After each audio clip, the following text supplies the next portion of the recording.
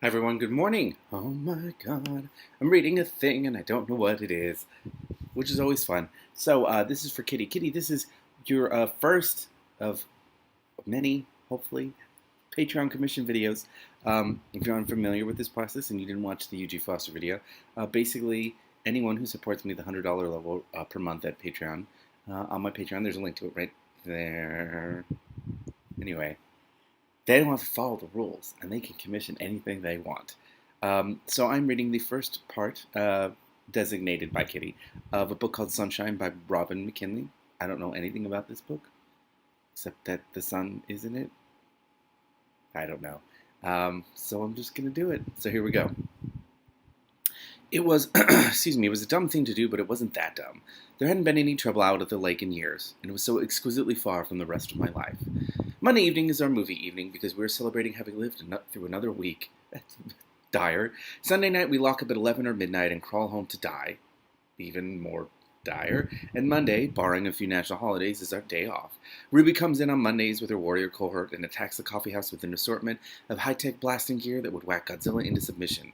Those single-track military minds never think to ask their cleaning staff for help in giant lethal marauding creature matters. Is it literally? Or is this a... Okay. Thanks to Ruby, Charlie's Coffee House is probably the only place in Old Town where you are safe from the local cockroaches, which are approximately the size of chipmunks. Also literal, or I can't tell. You can hear them clicking when they canter across the cobblestones outside. We'd begun the tradition of Monday evening movies 7 years ago when I started slouching out of bed at 4 a.m. to get the bread going. Our first customers arrive at 6:30 and they want our cinnamon rolls as big as your head. I like that that's capitalized. And I am the one who makes them. I put the dough on to rise overnight and it is huge and puffy and waiting when I get there at 4:30. By the time Charlie arrives at 6 to brew coffee and open the till and most of the year start dragging the outdoor tables down the alley and out to the front, you can smell them baking. One of Ruby's lesser minions arrives at about 5 for the daily sweep and mop-up, except on Tuesdays when the coffeehouse is gleaming, and I'm giving myself tendinitis trying to persuade stiff, surly, 30-hour refrigerated dough that it's time to loosen up. Charlie is one of the big good guys in my universe. He gave me enough of a raise when I finished school, high school diploma by the skin of my teeth, and the intercession of my subversive English teacher, the best kind of English teachers, and began working for him full-time that I could afford my own place, and even more important, he talked Mom into letting me have it. But getting up at 4 a.m. 6 days a week does put a cramp on her social life. Although, as Mom pointed out every time she was in a bad mood, if I still lived at home, I could get up at 4:20. Oh, the luxury of 20 more minutes. But then, you're living with your parents. At first, Monday evening was just us, Mom and Charlie and Billy and Kenny and me, sometimes one or two of the stalwarts from the coffee house. But over the years, Monday evenings had evolved, and now it was pretty much any of the coffee house staff who wanted to turn up, plus a few of the customers who had become friends. As Billy and Kenny got older, the standard of movies improved too. That first Monday evening that featured a movie that wasn't rated suitable for all ages, we opened a bottle of champagne. Charlie, who doesn't know how to sit still and likes do it yourselfing at home on his days off, had gradually knocked most of the walls down on the ground floor, so the increasing mob could mill around comfortably. But that was just it. My entire life existed in relation to the coffee house. My only friends were staff and regulars. Started seeing Mel because he was single and not bad looking, and the weekday assistant cook at the coffee house with that interesting bad boy aura from driving a motorcycle and having a few too many tattoos and no known serious drawbacks. Baz had been single and not bad looking too, but there'd always been something a little off about him, which resolved itself when Charlie found him with his hand in the till. Oh, fuck him. I was happy, well, not literally, clear, because he broke up with him. I was happy in the bakery, but I just sometimes felt when I got out of it, I would like to get a little farther out. Mom had been in one of her bad moods that particular week, sharp and short with everyone but the customers, not that she saw them much anymore. She was in the office doing the paperwork and giving hell to any of our suppliers who didn't behave. I'd been having car trouble and was complaining about the garage bill to anyone who'd listen. No doubt Mom heard this story more than once, but then I heard her weekly stories about her hairdresser more than once too. She and Mary and Liz all used Lena, I think, so they could get together after and discuss her love life, which was pretty fascinating. But Sunday evening, she overheard me telling Kyoko, who had been out sick and was catching up after 5 days away, Mom lost it. She shouted that if I lived at home, I wouldn't need a car at all, and she was worried about me because I looked tired all the time, and when was I going to stop dreaming my life away, marry Mel, and have some kids? Oh boy. Supposing that Mel... It's too much. Supposing that Mel and I wanted to get married, which hadn't been discussed, I wondered how Mom would take the appearance at the wedding of the remnants of Mel's old motorcycle gang, which is to say the ones that were still alive, with their hair and their rocks and griffins, even Mel still had an old griffin for special occasions, although it hemorrhaged oil, and their attitude problems. They never showed up in force at the coffee house, but she noticed them at the kind of wedding she'd expect me to have. This narrator has very long sentences. Very, very long sentences. Like, I can already tell that's the style of the way that they talk. The obvious answer to the question of children was, who was going to look after the baby while I got up before him to make cinnamon rolls?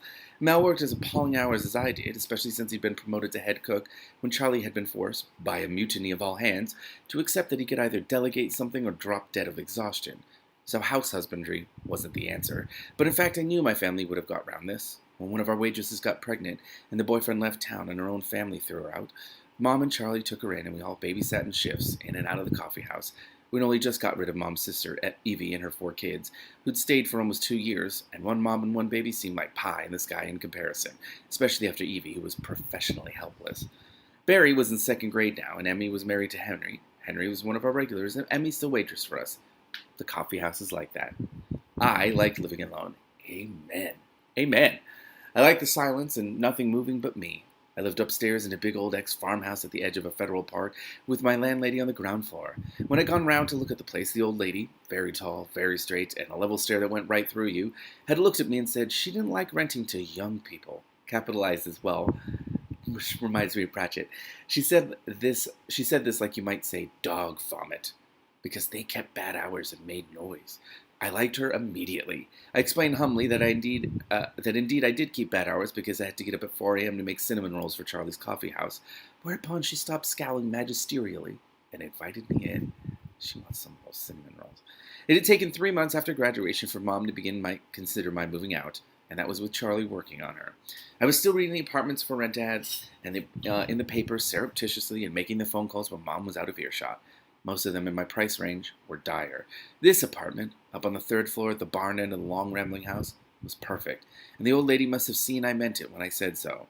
I could feel my face light up when she opened the door at the top of the 2nd flight of stairs, and the sunshine seemed to pour in from every direction.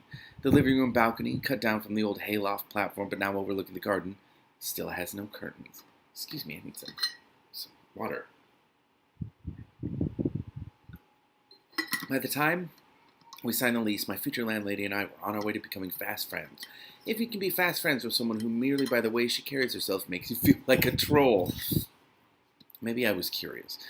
There was so obviously some mystery about her, even her name was odd. I wrote the check to Miss Yolande. No Smith or Jones or Fitzgerald Howard or anything, just Miss Yolande. But she was always pleasant to me, and she wasn't wholly without human weakness. I brought her stuff from the coffee house, and she ate it. I have that dominant feed people gene that I think you have to survive in the small restaurant business. You sure aren't doing it for the money or the hours. At first it was now and then. I didn't want her to notice I was trying to feed her up, but she was always so pleased it got to be a regular thing. Whereupon she lowered the rent, which I have to admit was a godsend, since by then I'd found out what running a car was going to cost, and told me to lose the miss. Oh. Yolande had said soon after I moved in that I was welcome in the garden any time I liked to. It was just her and me, and the peanut butter-baited electric deer fence, and occasionally her niece and the niece's 3 little girls. The little girls and I got along because they were good eaters, and they thought it was the most exciting thing in the world to come into the coffee house and be allowed behind the counter. Well, I could remember what that felt like when Mom was first working for Charlie. But that's the coffee house in action again. It tends to sweep out and engulf people. I think only Yolande has ever held out against this irresistible force, but then I do bring her white bakery bags almost every day. Excuse me. Usually, I could let Mom's temper roll off me, but there have been too much of it lately.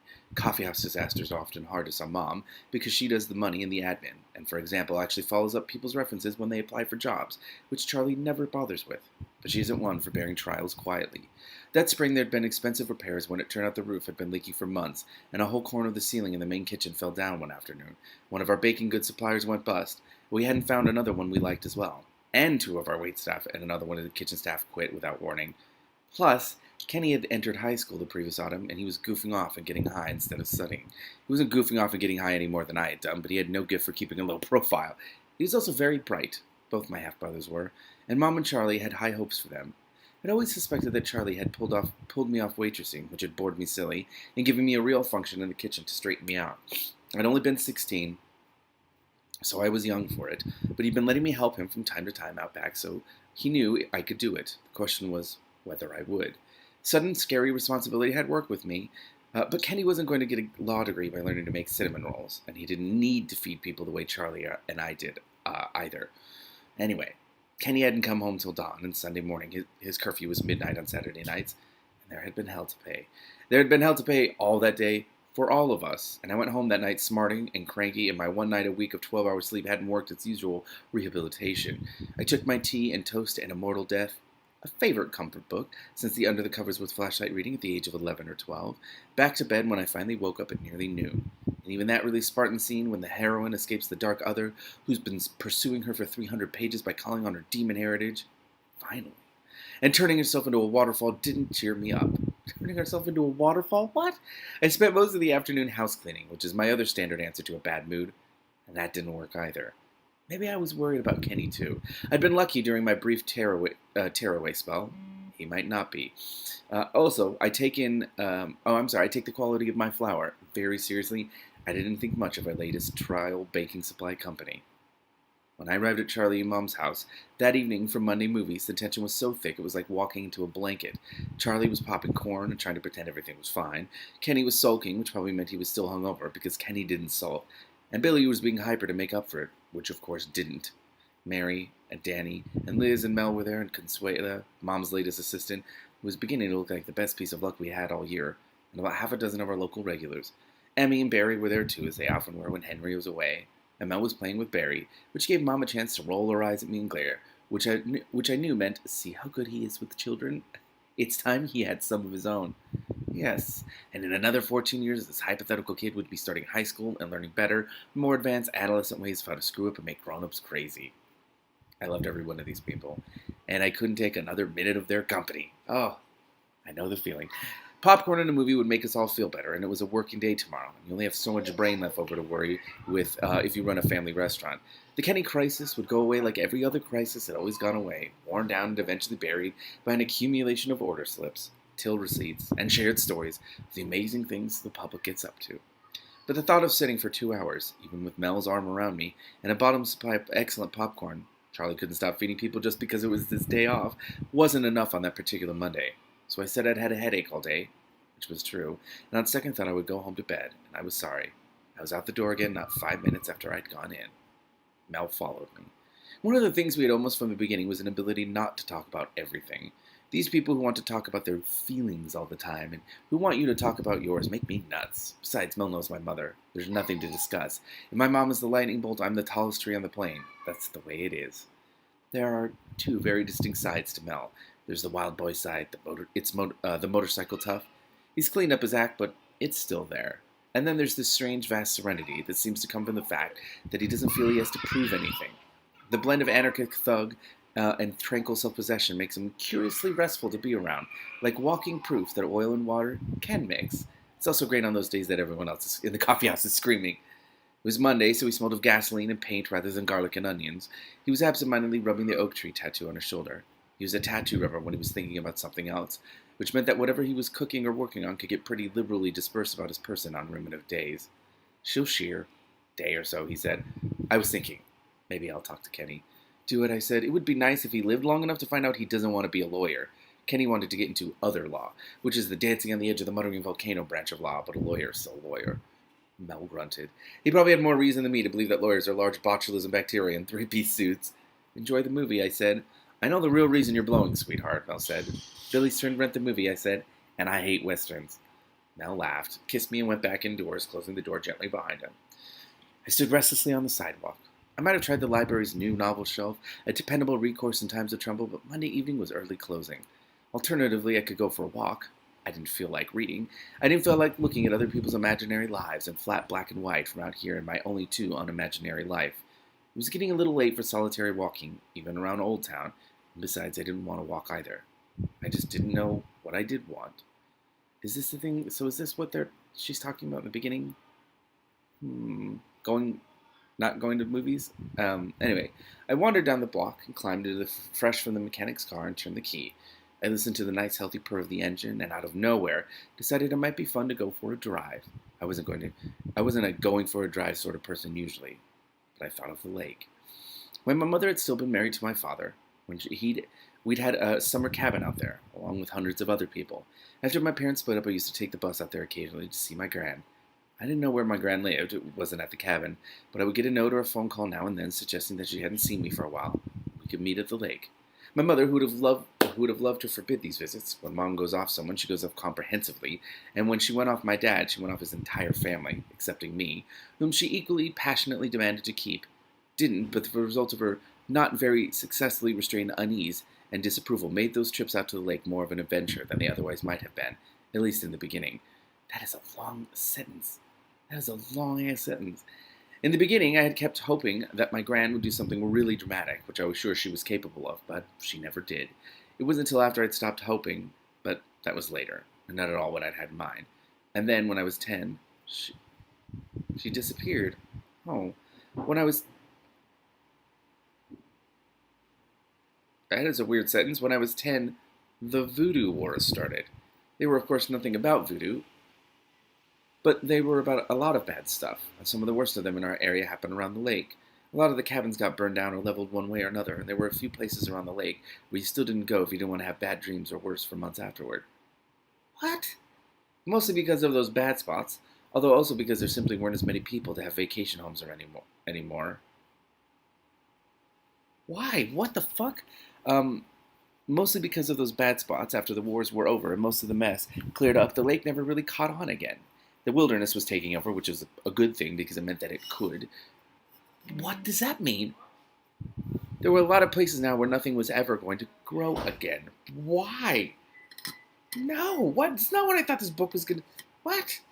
It was pretty funny, really. The only people who ever went out there regularly were the super greens, capitalized, were the super greens, to see how the wilderness was getting on. And if as the urban populations of things like raccoons and foxes and rabbits and deer moved back out of town again, and they started to look and behave like raccoons and foxes and rabbits and deer have used to look and behave. Super greens also counted things like osprey and pine marten, my favorite animal. I love pine marten. That's my Patronus. And some weird marsh grass that was another endangered species, although not so interesting to look at, none of which seemed to care about bad human magic. What? Or maybe the bad spots didn't give ospreys and pine martens and marshgrass bad dreams. Literal magic? I'm so confused. I'm confused. I went out there occasionally with Mel. We saw ospreys pretty often and pine martens once or twice, but all marshgrass looks like all other marshgrass to me, but I hadn't been there after dark since I was a kid. The road that went to what had been my parents' cabin was possible, if only just. I got out there and went and sat on the porch and looked at the lake. My parents' cabin was the only one still standing in this area, possibly because it had belonged to my father, whose name meant something even during the Voodoo Wars. There was a bad spot off to the east, but it was far enough away not to trouble me, though I could feel it was there. Like actual magic, then? I sat on the sagging porch, swinging my legs and feeling the troubles of the day draining out of me like water. The lake was beautiful, almost flat calm, the gentlest lapping against the shore, and silver with moonlight. I'd had many good times here, first with my parents, when they were still happy together, and later on with my gran. As I sat there, I began to feel that if I sat there long enough, I could get to the bottom of what was making me so cranky lately, find out if it was anything worse than poor quality flour and a somewhat errant little brother. I never heard them coming. What the fuck is that sentence? Of course you don't, when they're vampires. What? What? I had kind of a lot of theoretical knowledge about the others from reading what I could pull off the GlobeNet about them, fabulously, I have to say, embellished by my addiction to novels like Immortal Death and Blood Chalice, but I didn't have much practical info. After the Voodoo Wars, New Arcadia went from being a parochial backwater to number 8 on the national top 10 of cities to live in simply because most of it was still standing. After what? Our new rank brought its own problems. One of these was an increased sucker population. What the fuck? We were still pretty clean, but no place on this planet is truly free of others, including those darkest others, vampires. There are multiple supernatural creatures in here. It is technically illegal to be a vampire. Every now and then some poor, stupid, or unlucky person gets made a sucker as part of some kind of warning or revenge, and rather than being taken in by the vampire community, if community is the right word, that created him or her, they are dumped somewhere that they will be found by ordinary humans before the sun gets them the next morning. And then they have to spend the rest of their, so to speak, lives in a kind of half-prison, half-asylum, under doctor's orders, and of course under guard. I'd heard, although I had no idea if it was true, that these miserable ex-people are executed, drugged senseless and then staked, beheaded, and burned when they reach what would have been their normal life expectancy if they'd been alive in the usual way. What the fuck is this book? One of the origins of the Voodoo Wars was that the vampires, tired of being the only ones of the Big Three. What are the Big Three? Major League other folk coherently and comprehensively legislated against, created a lot of vampires that they left for us humans to look after, and then organized them somehow into a wide-scale breakout. Vampirism doesn't generally do a lot for your personality. That is, a lot of good. And the vampires had chosen as many really nice people as possible to turn, to emphasize their disenchantment with the present system. Membership in the Super Greens, for example, plummeted by something like 40% during the Voodoo Wars, and a couple of big national charities had to shut down for a few years. What the fuck am I reading? It's not that any of the others are really popular, or that it had only been the vampires against us during the wars. But a big point about vampires is that they are the only ones that can't hide what they are. Let a little sunlight touch them and they burst into flames. Very final flames. Exposure and destruction in one neat package. Werewolves? Are only in danger once a month, and there are drugs that will hold the change from happening. The drugs are illegal, but then so are coke and horses and hypes and rat's brains and trippers. If you want the anti-change drugs, you can get them. And most weirs do. Being a weir isn't as bad as being a vampire, but it's bad enough. And a lot of demons, vampires, werewolves, and demons, look perfectly normal. Most demons have some funny habit or other, but unless you live with one and catch it eating garden fertilizer, or old combox components, or growing scaly wings and floating 6 inches above the bed after it falls asleep, you'd never know. And some demons are pretty nice, although it's not something you want to count on. I'm talking about the big three, which everyone does, but demon is a pretty catch-all term, really, and it can often turn out to mean that what the law enforcement official on the other end of it wants it to mean at the time. I did not expect any of this. The rest of the others don't cause much trouble, at least not officially. It is pretty cool to be suspected of being a fallen angel. What the fuck? And everyone knows someone with Sprite or Perry blood. Perry? I don't know what a Sprite is. What is Perry? Periwinkle. That's what it means. In Persian mythology, a mythical superhuman being originally represented as evil, but subsequently as a good or graceful genie or fairy. What the fuck is this? Mary at the coffee house, for example. Everyone wants her to pour their coffee because coffee poured by Mary is always hot. She doesn't know where this comes from, but she doesn't deny it's some kind of other blood. So long as Mary sticks to being a waitress at a coffee house, the government turns a blind eye to this sort of thing. But if anyone ever manages to distill a drug that lets a vampire go out in daylight, they'll be worth more than money in a month than the present total of all bank balances held by everyone on the global council. There are a lot of scientists and backyard bozos out there trying for that jackpot on both sides of the line. The smart money is on the black market guys, but it's conceivable that the guys in the white hats will get there first. It's a more and more open secret that the suckers in the asylums are being experimented on, for their own good, of course. That's another result of the Voodoo Wars. The Global Council claims to want to cure vampirism. The legit scientists probably aren't starting with autopiracy. Autopiracy, however, yeah, that's what it says. At least I don't think they are. Our June holiday Monday is for Hiroshi Gutterman, who managed to destroy a lot of vampires single-handedly, but probably not by being a Naga demon, and closing a sun-proof hood at an opportune moment, because aside from not wanting to think about even a full-blood Naga having a hood big enough, there are no plausible rumors that either the suckers or the scientists are raising cobras for experiments with their skins. Now I see how this narration works with the very long, casual, colloquial, drawn-out sentences, because it's just very matter-of-factly here's the world. There are a lot of vampires out there. Nobody knows how many, but a lot. And the clever ones, at least the clever and lucky ones, tend to wind up wealthy. Really old suckers are almost always really wealthy suckers. Anytime there's in any other news swirl, you can pretty well count on another big article all over the globe net debating how much of the world's money is really in sucker hands. And those articles are an automatic pickup for every national and local paper. Maybe we're all just paranoid, but there's another peculiarity about vampires. They don't, breed. Oh, they make new vampires, but they make them out of pre-existing people. Weirs and demons and so on can have kids with ordinary humans as well as with each other, and often do. At least some of the time, it's because the parents love each other, and love softens the edges of xenophobia.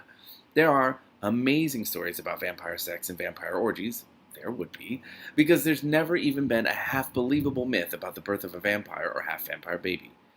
Speaking of sucker sex, the most popular story concerns the fact that since vampires aren't alive, all their lifelike activities are under their voluntary control. This includes the obvious ones like walking, talking, and biting people, but it also includes the ones that are involuntary in the living, like the flow of their blood. One of the first stories that any teenager just waking up to the carnal possibilities hears about male vampires is that they can keep it up indefinitely. I personally stopped blushing after I had my first lover and discovered that absolutely the last thing I would want in a boyfriend is a permanent hard-on. Oh my god. That is now something I have to think about. So the suckers are right. Humans do hate them in a single-mindedly committed way that is unlike our attitude to any of the other major categories of others. But it's hardly surprising. Vampires hold maybe one-fifth of the world's capital, and they're a race incontestably apart. Humans don't like ghouls and lamias either. Lamias, do I know what those are? I've heard that word before. A mythical monster with the body of a woman or with the head and breast of a woman and the body of a snake said to prey on human beings and suck the blood of children. I didn't know that. But the rest of the undead don't last long. They're not very bright, and if one bites you, every city hospital emergency room has the antidote, supposing there's enough of you left for you to run away with this, or run away with. The Global Council periodically tries to set up talks with vampire leaders in which they offer an end to persecution and legal restriction and an inexhaustible supply of pig's blood in exchange for a promise that the vampires will stop preying on people. In the first place, this doesn't work because while vampires tend to hunt in packs, the vampire population as a whole is a series of little fiefdoms, and alliances are brief and rare and usually only exist for the purpose of destroying some mutually intolerable other sucker fiefdom. In the second place, the bigger the gang and the more powerful the vampire or the master vampire, the less he or she moves around, and leaving headquarters to sit on bogus human global council talks is just not sheer. And third, pig's blood isn't too popular with vampires. It's probably like being offered cava when you've been drinking Veuve Clicquot Ponsardin all your life. I don't even know what that is. Expensive stuff. The coffee house has a beer and wine license, but Charlie has a soft spot for champagne. Charlie's was once on a GlobeNet survey of restaurants, listed as the only coffee house anybody had ever heard of that served champagne by the glass. You might be surprised how many people like bubbly with their meatloaf or even their cream cheese on pumpernickel. That's cool. Okay, so I'm a little obsessed. Some people adore soap operas. Some people are neurotic about sports. I follow stories about the others. Also, we know more about the others at the coffee house, if we want to, because several of our regulars work for SOF, Special Other Forces, also known as sucker cops, since, as I say, it's chiefly the suckers they worry about. Mom shuts them up when she catches them talking shop on our premises, but they know they always have an audience in me. I wouldn't trust any cop any farther than I could throw at Prometheus, the shining black monster that dominates the kitchen at Charlie's and is the apple of Mel's eye. You'll understand the connection between motorcycles and cooking when you've seen an industrial-strength stove at full blast. But I like Pat and Jesse. Our softs say that nobody and nothing will ever enable suckers to go out in daylight, and a good thing too, because daylight is the only thing that is preventing them from taking over the other 4/5 of the world economy and starting human ranching as the next hot growth area for venture capitalists. But then softs are professionally paranoid, and they don't have a lot of faith in the guys in lab coats, whether they're wearing black hats or white ones. Oh my god, this is not at all what I thought going into this book. There are stories about good vampires. Good is in quotes. Like there are stories about the loathly lady who, after a hearty meal of raw horse and hunting hound, and maybe the odd huntsman or archer, followed by an exciting night into the arms of her chosen knight, turns into the kindest and most beautiful lady the world has ever seen. But according to our softs, no human has ever met a good vampire, or at least has never returned to say so, which kind of tells its own tale, doesn't it? And the way I see it, the horse and the hounds and the huntsman are still dead, and you have to wonder about the psychology of the chosen knight who goes along with all the carnage and the fun and frolic in bed on some dubious grounds of honor. Vampires kill people and suck their blood. Or rather, the other way around. They like their meat alive and frightened, and they like to play with it a while before they finish it off. Another story about vampires is that the one domestic pet a vampire may keep is a cat, because vampires understand the way cats' minds work. I utterly believe that. During the worst of the Voodoo Wars, anyone who lived alone with a cat was under suspicion of being a vampire. Wow.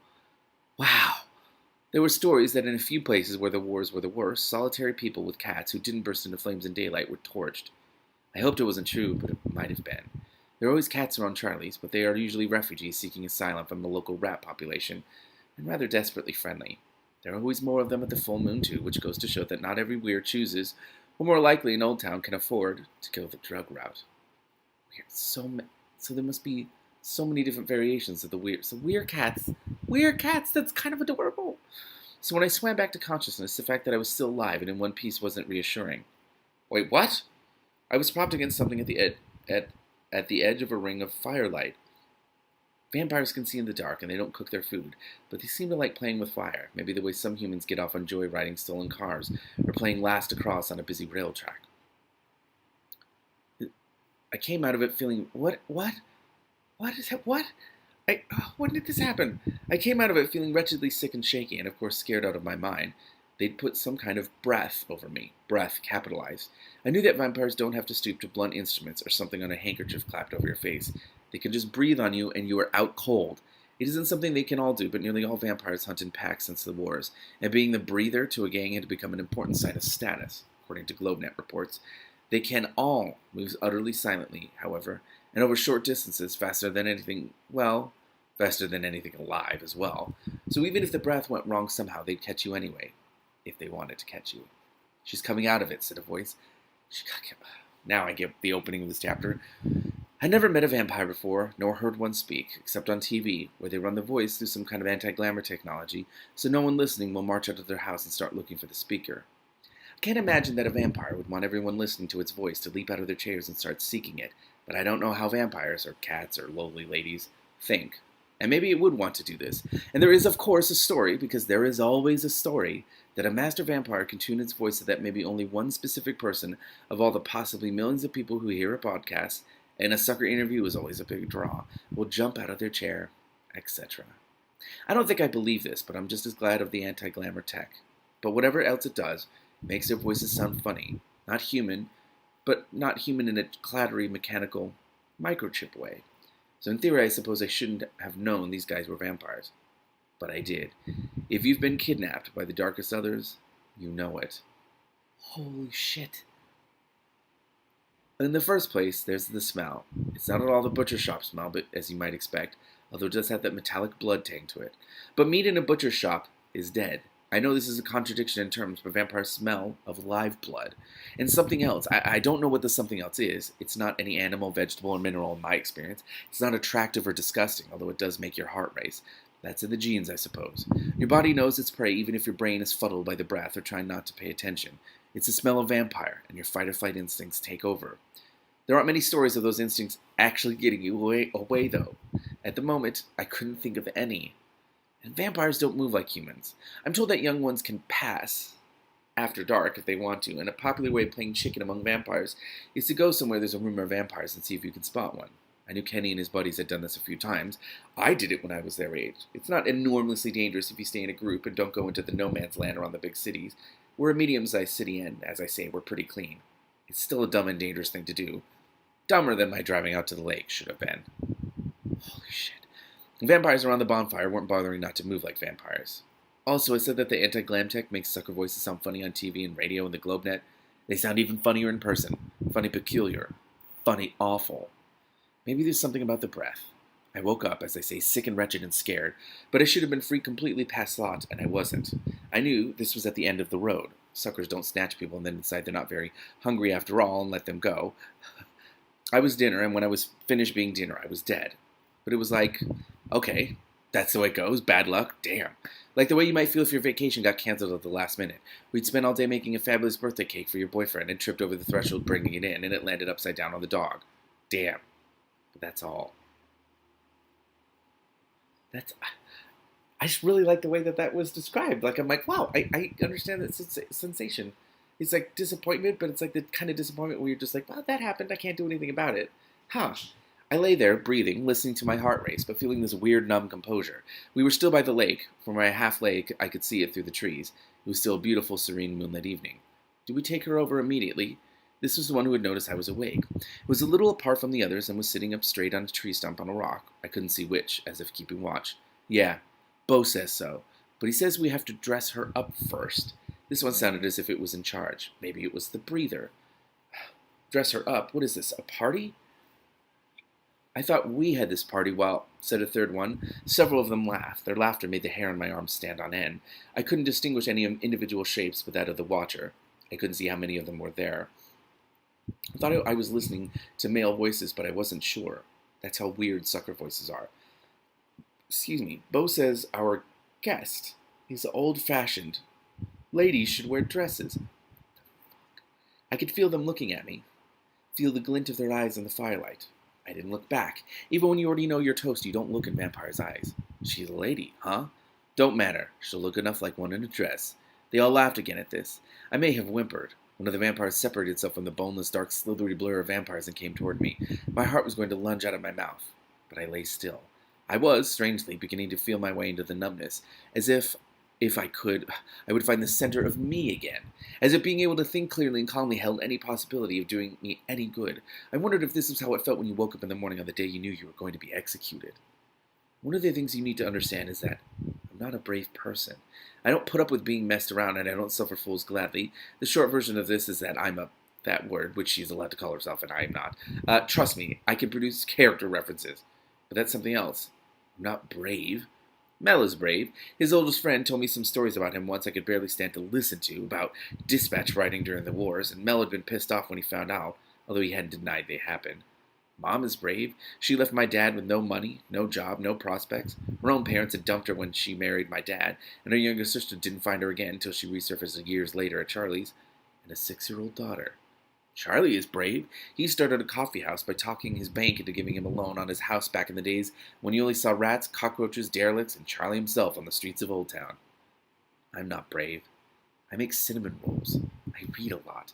My idea of excitement is Mel popping a wheelie driving away from a stoplight with me on pillion. Oh, jeez. The vampire was standing right next to me. I didn't think I'd seen it walk that far. I'd seen it stand up and become one vampire out of a group of vampires. Then it was standing next to me. I looked at his hand as he held something out to me. Put it on. I reluctantly extended my own hand and accepted what it was. He didn't seem any more eager to touch me than I was to touch him. The thing he was offering glided from his hand to mine. He moved away. I tried to watch, but I couldn't differentiate him from the shadows. He was just not there. That is so creepy. Ugh. I stood up slowly and turned my back on all of them.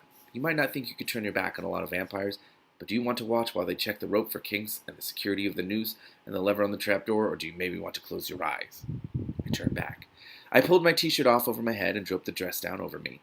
The shoulder straps barely covered my bra straps, and my neck and shoulders and most of my back and breast were left bare. Buffet dining. Very funny. I took my jeans off underneath the long, loose skirt. I still had my back to them. I was hoping that vampires weren't very interested in a meal that was apparently going to someone else. I didn't like having my back to them, but I kept telling myself it didn't matter. There are guards to grab you if the lever still jams on the first attempt and you try to dive off the scaffold.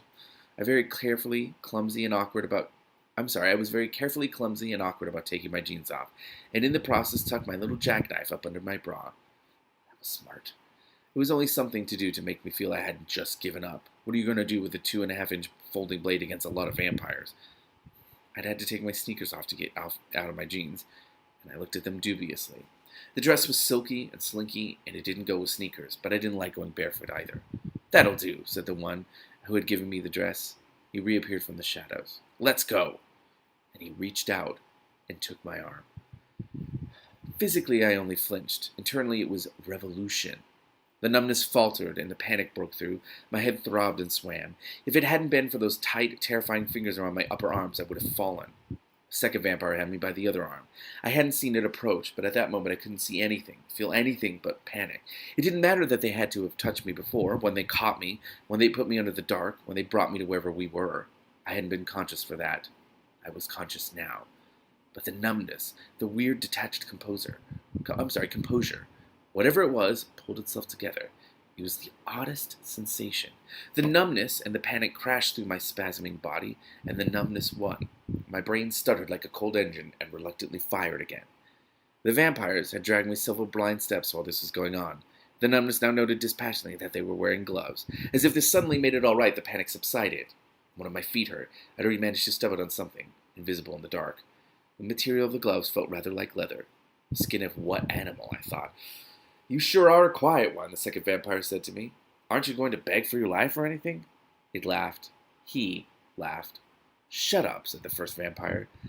I didn't know why I knew this, since I couldn't see or hear them, but I knew the other vampires were following, except for one or two who were flitting through the trees ahead of us. Maybe I didn't know it. Maybe I was imagining things. This is really, genuinely creepy. It was very, very creepy. We didn't go far, and we went slowly. For whatever reason, the two vampires holding me let me pick my shaky, barefoot, human way across bad ground in the dark. It must have seemed slower than a crawl to them. There was still a moon, but that light through the leaves only confused matters further for me. I didn't think this was an area I was familiar with, even if I could see it. I thought I could feel a bad spot not too far away, farther into the trees. I wondered if vampires felt bad spots the way humans did. Everyone wondered if vampires had anything to do with the presence of bad spots, but bad spots were mysterious. This was my next, but once it was brought up, I was like, I need to ask about, is it just, that's where bad magic? Is that where these things are made? So, the Voodoo Wars had produced bad spots, and vampires had been the chief enemy in the wars, but even the GlobeNet didn't seem to know anymore. Everyone in the area knew about the presence of bad spots around the lake, whether they went hiking out there or not, but there's never any gossip about sucker activity. Vampires tend to prefer cities, the higher density of human population, presumably. The only noises were the ones I made, and a little hush of water, and the stirring of the leaves in the air off the lake. The shoreline was more rock than marsh, and when we crossed the ragged little stream, the cold water against my feet was a shock. I'm alive, it said. The rational numbness now pointed out that vampires could, apparently, cross running water under at least some circumstances. Perhaps the size of the stream was important. I observed that my two guards had stepped across it bank to bank. Perhaps they didn't want to get their shoes wet, as they had the luxury of shoes. It would be bad business for the electric moat companies if it became known that running water didn't stop suckers. I could feel the, increasing. Oppression, tension, suspense, foreboding. I, of course, was feeling all these things. But we were coming closer to wherever we were going, and my escorts didn't like the situation either. I told myself I was imagining this, but the impression remained. Where are they going? Oh my God, it's so creepy! We came out of the trees and paused. There was enough moonlight to make me blink, or perhaps it was the surprise of coming to a clear area. Somehow you didn't think of suckers coming out under the sky in a big open space, even at night. There had been a few really grand houses on the lake. I'd seen pictures of them in magazines, but I'd never visited one. They'd been abandoned with the rest during the wars and were presumably either burned or blasted or derelict now. But I was looking up at a long, once landscaped slope to an enormous mansion at the head of it. Even in the moonlight, I could see how shabby it was. It was missing some of its shingles and shutters. I could see at least one broken window, but it was still standing. Where we were would once have been the lawn of a smooth, perfect green, and I could see scars in the earth near the house that must have been garden paths and flower beds. There was a boathouse whose roof had fallen in near us where we stood at the shore. The bad spot was near here, behind the house, not far. I was surprised there was a building still relatively in one piece this close to a bad spot. There was a lot I didn't know about the wars. Well, us either. I felt I would have been content to go on not knowing. Time to get it over with, said Bo's lieutenant. No, and that is the end of the section. Kitty, what the fuck is this book? What the fuck? What the fuck? Oh my God.